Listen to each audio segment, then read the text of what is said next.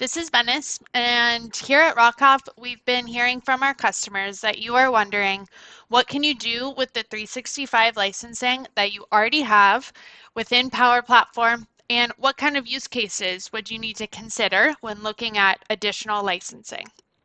So in this video, we're going to go through each of the apps within Power Platform, talk about what can you do today to get started in automation efforts in your company, and what to know and consider additional licensing. That being said, we're not going to go into the nuances of what license to buy for each of these. So let us know if you have additional questions about that. We'll start off with Power Apps.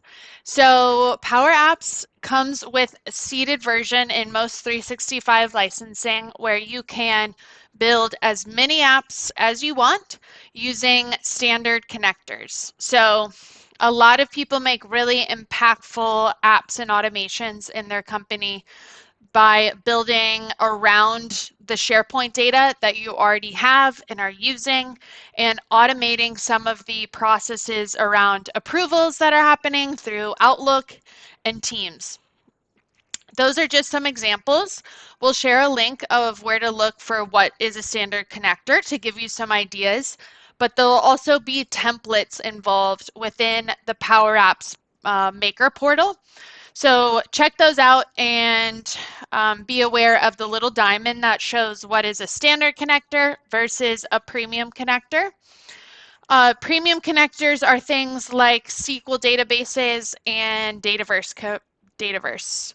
So once you start buying Power Apps licensing, you will get Dataverse capacity allocated to your tenant. It'll be pooled at the tenant level unless you assign it to environments.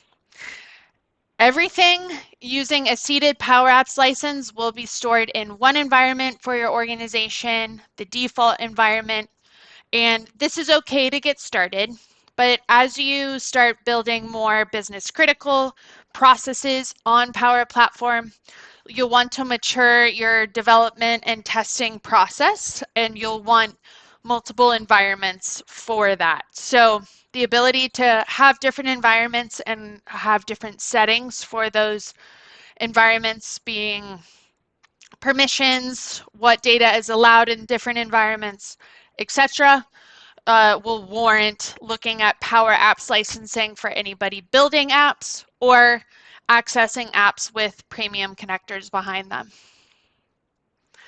Lastly, if you have a Power App scenario that you want to share with external folks, you would look at building a Power Pages site. Internal to your organization, people can utilize their Power Apps licensing to access the Power Pages site. But once you're ready to start sharing it with folks outside of your organization, you'll look at buying Power Pages users, authenticated or unauthenticated. Power Automate is really similar in that distinguishing factors are standard versus premium connectors and environment creation. In addition to workflows and approvals that are happening already in Outlook and Teams, some things that you may want to consider are email alerts when triggered in any of the systems that I've said already, or summaries of things that have happened over the past week or month. Something that may drive you to need a Power Automate license is if you want to create automation around a program that doesn't have API access and you rely on a desktop or a machine for that, you may want to build robotic process automation, and you would look at getting a Power Apps license for that scenario. Power BI. So Power BI Desktop is a program that's available already to you today through the Microsoft Store, and you can connect to data and build reports in that program. You can also go out and get a Power BI free license within your tenant, and that would give you the ability to publish what you've built on Power BI Desktop into your My Workspace. This is really a personal productivity use case that's available to you today, but when you're ready to start sharing, that's when you need to look at Power BI licenses for you and the person that you're sharing with. Other reasons why somebody may consider getting Power BI licensing is if they want to mature how they're connecting to data, bringing in data into Power BI through a data flow or a data mart, which are just more intelligent and easier ways for business users to bring in and transform data into Power BI.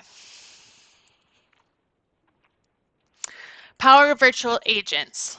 So if you have a use case where you want to build a chatbot to help answer some of the questions that are asked over and over again in your organization, most 365 licenses has that capability already today.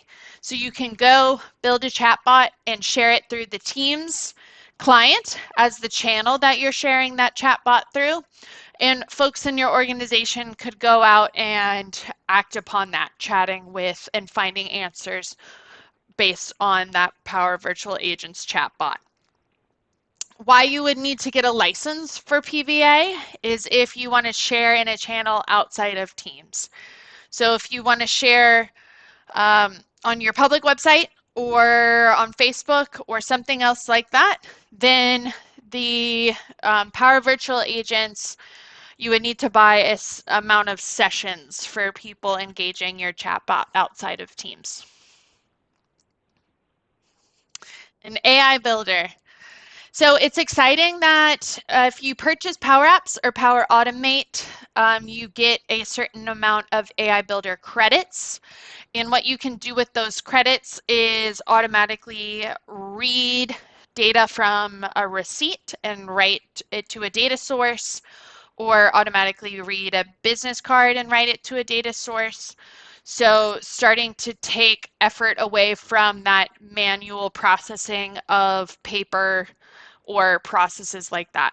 So really exciting. The thing to be aware of here is that it doesn't come with as many credits as you may think it does. So 250 credits is about is what you get for a Power Apps per app license, and that'll get you about 15 receipts. So as you start to build a critical business process using AI Builder, you'll want to make sure that you have enough credits. Every license that you buy, those credits are pooled at the tenant level unless you assign them to an environment. And if you need more credits, you can buy 1 unit of AI Builder, which is 1,000,000 credits. They have published this AI Builder calculator here, and that can help you understand based off of the amount of receipts that you know you're going to need to process per month, how many units is it going to need.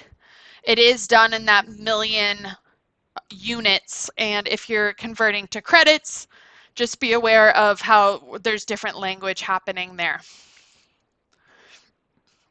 Alrighty, that is the lowdown on how you can get started with Power Platform today with what you already have and why you may want to consider getting additional licensing.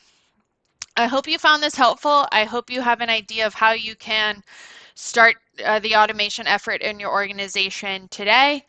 If you want to discuss any of these ideas or have questions, reach out to us and we'd love to talk to you. Thanks so much.